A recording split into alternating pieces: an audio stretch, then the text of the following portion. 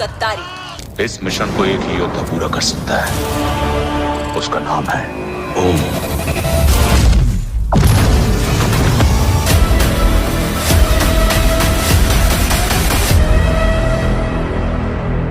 तो भाई लोग, संघर्ष 2 हिट होने के बाद खेसारी लाल यादव जी का दूसरा फिल्म की शूटिंग स्टार्ट होने वाला है अगले मंथ से, जिस फिल्म का नाम है बुलेट। जी हाँ दोस्तों, इससे पहले एक राजा राम फिल्म को शूटिंग कर रहे हैं और जैसे ही उसका ख़त्म होता है तो बुलेट फिल्म का शूटिंग स्टार्ट हो जाएगा।